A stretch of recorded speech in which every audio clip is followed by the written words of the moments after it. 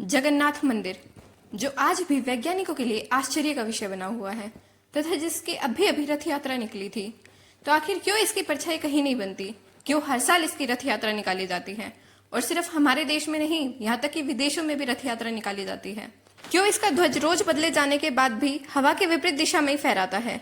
जानेंगे ऐसे ही और भी रोचक तथ्य आज के इस वीडियो में। तो चलिए शुरू करते हैं गणेश जी का नाम लेकर। जय श्री गणेश, जय श्री राम। एक बार पुरी नामक नगर में इंद्रद्युम्न नाम का राजा राज करता था। वे बहुत भगवान प्रेमी और भगवान की पूजा करने वाले आदमी थे। उनकी पूजा से प्रसन्न होकर भगवान ने उनको स्वप्न में दर्शन देकर कहा कि मैं तुम्हारे नगर आऊंगा और तुम्हारे सारे दुख दूर करूंगा, तुम्हारी प्रजा की मनोकामना पूरी करूंगा। तुम मेरा मंदिर बनवाओ और उसमें मेरी काठ की प्रतिमा स्थापित करो। राजा ने सुबह उठते ही अपने लोगों को मंदिर बनाने का आदेश दिया और साथ ही सैनिकों को प्रतिमा निर्माण के लिए काष्ठ लाने का आदेश दिया। जब मंदिर का चबूतरा बन गया तो मूर्ति बनाने के लिए कारीगर की खोज होने लगी, मगर कोई सक्षम कारीगर ना मिला। राजा चिंतित होने लगा। तभी सुबह सभा में एक बूढ़ा बढ़ई आया और उसने कहा, जैसी राजा चाहते हैं मैं वैसी मूर्ति बनाऊंगा। तब राजा ने उसको प्रतिमा बनाने की आज्ञा दे दी। तब बूढ़े बढ़ई ने कहा, मैं प्रतिमा बनाऊंगा, किंतु मेरी एक शर्त है। मैं बनाने के पैसे नहीं लूंगा और मूर्ति बनाते समय मैं कमरा बंद करके मूर्ति बनाऊंगा। ना तो कोई मुझे आवाज देगा न मुझे देखेगा। मूर्ति पूरी होने के बाद मैं स्वयं बाहर आऊंगा। राजा ने हाँ कर दी और बूढ़े ने कमरे के अंदर जाकर मूर्ति बनानी शुरू कर दी। कई दिनों तक कमरे के अंदर से खटखट की आवाजें आती रही। राजा इन आवाजों को अपनी रानी के साथ सुनता था, मगर एक दिन अचानक मंदिर से आवाज आनी बंद हो गई। दूसरे दिन भी कोई आवाज नहीं आई। राजा को अब चिंता होने लगी, क्योंकि बढ़ई काफी बूढ़ा था और उसने खाना पीना भी नहीं मांगा था।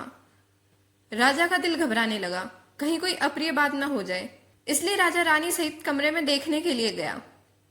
उनके अंदर जाते ही बूढ़ा अदृश्य हो गया। वहां केवल 3 मूर्तियां भगवान जगन्नाथ, बलदाऊ और बहन सुभद्रा की अर्धनिर्मित थी। राजा ने खाना पीना त्याग दिया और भगवान का स्मरण करने लगा।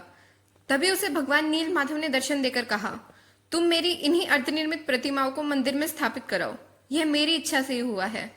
तब राजा ने कहा, प्रभु मैं आपके कुछ दिन अपने घर में सेवा करना चाहता हूँ। तब भगवान ने कहा, प्रतिवर्ष मैं आषाढ़ कृष्ण तृतीया को भाई बलदाऊ और बहन सुभद्रा के साथ तुम्हारे घर आऊंगा। तुम मुझे लेने आना। मैं 8 दिन तुम्हारे घर रहूंगा। तब से लेकर रथ यात्रा की परंपरा बनी है। राजा स्वयं सोने का झाड़ू लेकर रथ के आगे झाड़ू लगाते हैं। तो अब आपको ये तो पता चल ही गया कि आखिर क्यों हर साल भगवान जगन्नाथ की रथ यात्रा निकाली जाती है। तो चलिए अब हम जानते हैं इस मंदिर से जुड़े कुछ रोचक तथ्यों के बारे में। सर्वप्रथम, वैसे तो मंदिर के अंदर जाने के कई द्वार हैं, मगर पूर्व दिशा की तरफ बने द्वार को सिंह द्वार कहते हैं। मंदिर समुद्र के किनारे बना है, इसलिए आसपास समुद्र की तेज आवाज आती है, मगर सिंह द्वार से अंदर कदम रखते ही आवाज आनी बंद हो जाती है। दूसरा, कहते हैं भगवान जगन्नाथ का हृदय आज भी धड़कता है। तीसरा, मंदिर के शिखर पर लगा ध्वज हमेशा हवा के विपरीत दिशा में ही फहराता है। चौथा, मंदिर के शिखर पर लगे चक्र को आप किसी भी दिशा से देखो, आपको अपनी तरफ दिखाई देगा। पांचवा, मंदिर के शिखर के दिन के किसी भी समय कहीं पर भी परछाई नहीं पड़ती। छठा, मंदिर में पुरानी पद्धति से चूल्हे पर मिट्टी के बर्तनों में 7 बर्तनों को ऊपर नीचे रखकर प्रसाद बनाया जाता है।